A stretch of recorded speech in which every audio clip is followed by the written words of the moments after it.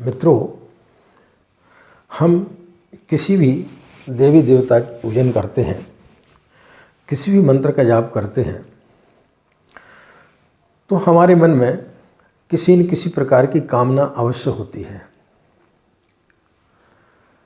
और उसी कामना के चलते जब हमारी कामना पूर्ण नहीं होती है तो उस ईश्वर के प्रति या उस मंत्र के प्रति हमारी श्रद्धा खत्म हो जाती है। आज हम इसी संदर्भ में इस वीडियो के माध्यम से आपसे चर्चा करेंगे कि व्यक्ति को कर्म का फल मिलता है कि नहीं मिलता है, व्यक्ति को कर्म कैसे करना चाहिए, यदि हम ईश्वर से मांगते हैं तो हमारी मांग पूर्ण क्यों नहीं होती है। इसी संदर्भ में आज हम आपसे चर्चा करने के लिए जा रहे हैं। राधे राधे, जय श्री कृष्णा, नमस्कार। मैं आचार्य पंडित गिरीश बारोलिया, गायत्री महामंत्र।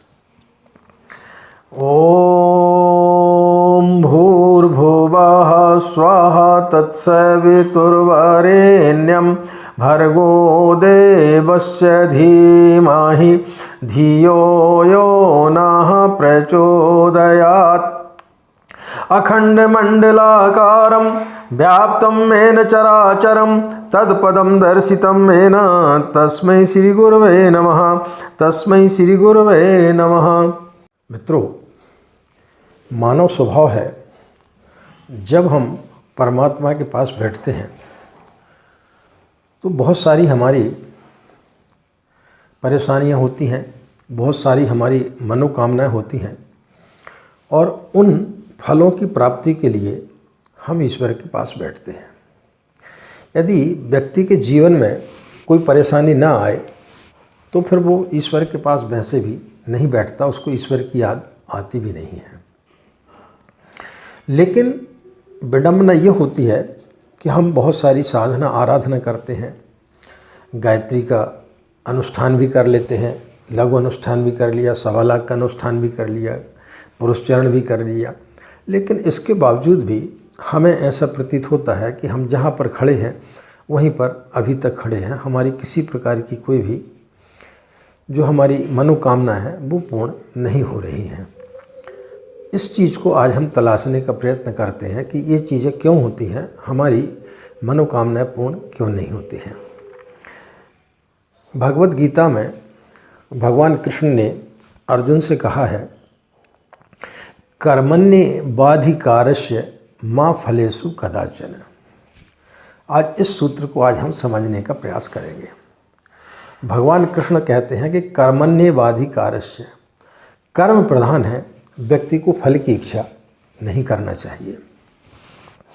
हमारे साथ में उल्टा होता है कि हम बैलगाड़ी में बैलों को आगे की बजाय पीछे जोतते हैं।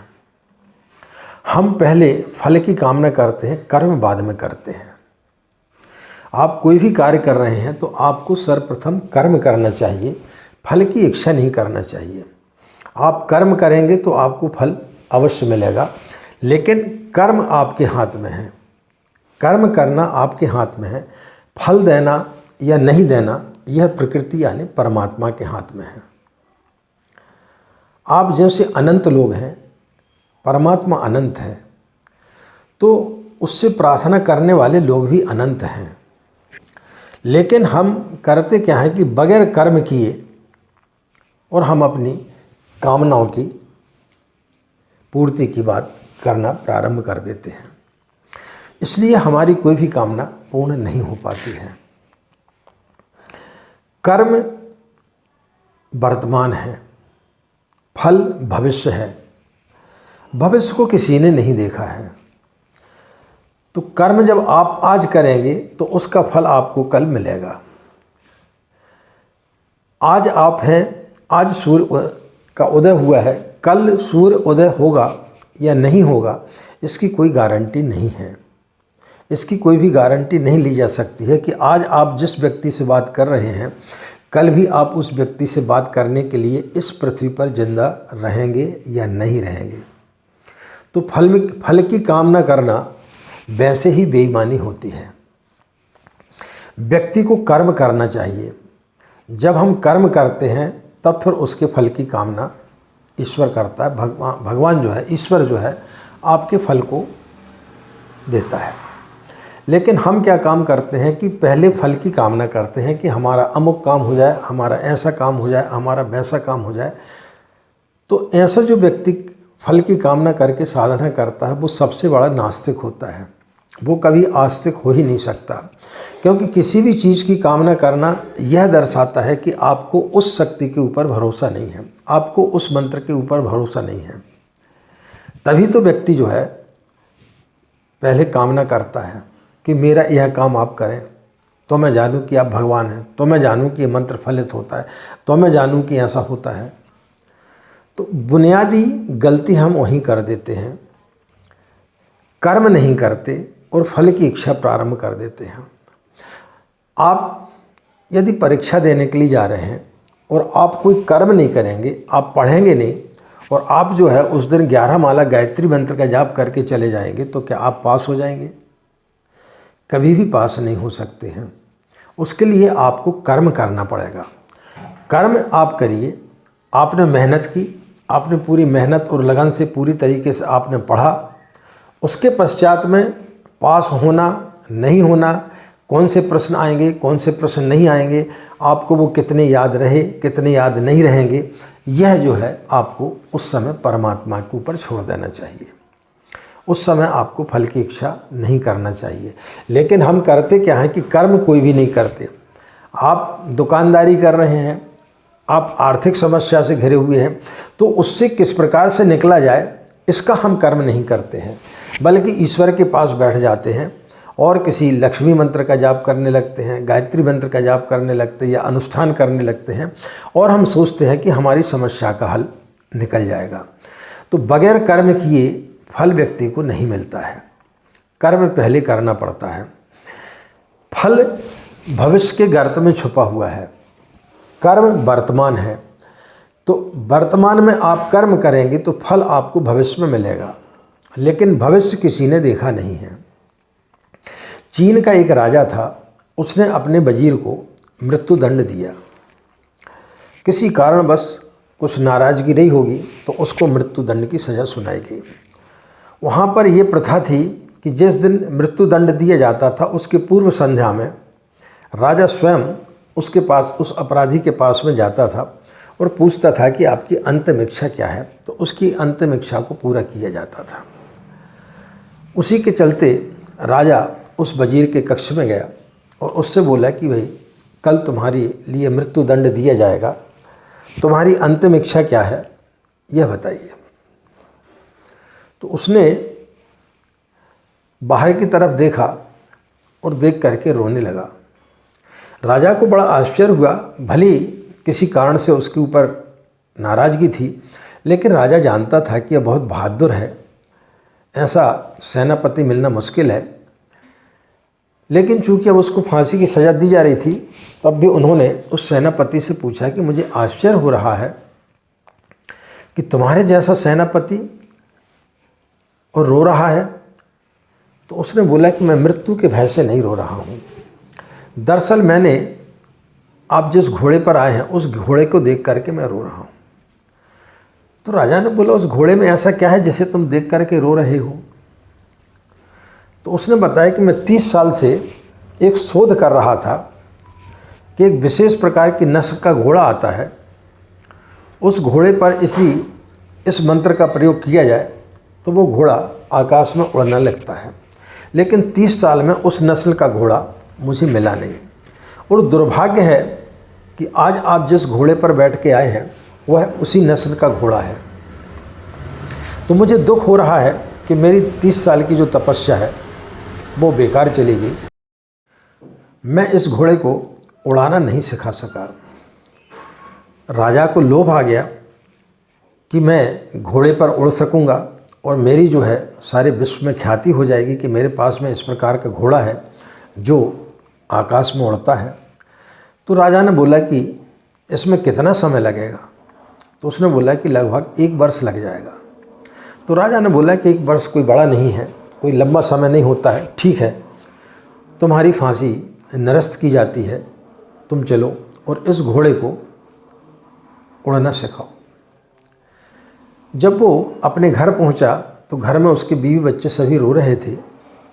उसे देख कर के सभी को आश्चर्य हुआ। पत्नी ने पूछा कि क्या बात है, तुम कैसे आ गए? उसने पूरी कहानी सुनाई। कहानी सुनकर के पत्नी और रोने लगी। बोले, ये तो आपने गजब कर दिया। 1 साल बड़े जल्दी चला जाएगा और मैं अच्छे तरीके से जानती हूँ कि तुम्हें इस प्रकार की कोई भी विद्या मालूम नहीं है कि घोड़े को उड़ाया जा सके। तुम राजा से झूठ बोल कर के आए हो। अब 1 साल बड़े जल्दी चला जाएगा, पता नहीं फिर उसके बाद में जो आपको मृत्यु दंड दिया जाएगा वो और ज़्यादा कठिन होगा और पूरे साल भर जो है हम तिल तिल करके मरेंगे। लेकिन शायद वजीर होशियार था, वो जीवन के गणित को समझता था। उसने बोला कि नहीं, ऐसा कुछ नहीं है। 1 साल बड़ा लंबा होता है, क्या पता घोड़ा जिंदा रहा कि नहीं रहा, राजा जिंदा रहा कि नहीं रहा, या मैं जीवित रहा कि नहीं रहा, इसकी कोई गारंटी थोड़ी है। इसलिए जितना भी समय है उस समय को अच्छे तरीके से जिया जाए। वर्ष पूरा होने के पहले ही राजा भी मृत्यु को प्राप्त हो गया, घोड़ा भी मर गया और वो वजीर भी मर गया। तो मित्रों, यह हमें यही शिक्षा देती है। यह सूत्र यदि हम अपने जीवन में अपनाएं तो इससे यही समझ में आता है कि हम जिन चीज़ों की कामना करते हैं, जरूरी है कि उस कामना के लिए आप दूसरे दिन जीवित रहेंगे कि नहीं रहेंगे, आप दूसरे दिन का सूर्य देख पाएंगे कि नहीं देख पाएंगे। लेकिन कर्म वर्तमान है। वर्तमान में आप यदि कर्म करेंगे तो निश्चित रूप से आपको फल अवश्य मिलेगा। लेकिन हम उल्टा करते हैं, इसके कारण से हम जो है दुखी रहते हैं। तो कर्म करें। जो व्यक्ति कर्म करता है और कर्म करने के पश्चात में आराम से सोता है और फल की किसी प्रकार की कोई भी चिंता नहीं करता, वो सही तरीके से आस्तिक होता है, वो सही मायने में धार्मिक होता है। लेकिन हम उल्टा करते हैं, हम कर्म नहीं करते हैं और फल की चिंता ज़्यादा करते हैं।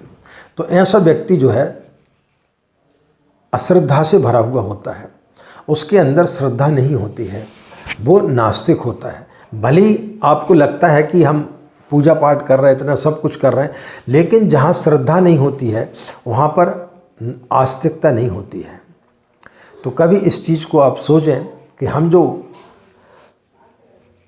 गायत्री मंत्र का जाप कर रहे हैं और कितनी कामनाओं को लेकर के कर रहे हैं कि हमारी लड़की की शादी हो जाए, हमारा ऐसा काम हो जाए, हमारा वैसा काम हो जाए, इसका मतलब है कि आपको गायत्री मंत्र के ऊपर जो है आपको विश्वास नहीं है, आपको गायत्री मंत्र पर विश्वास बिल्कुल भी नहीं है।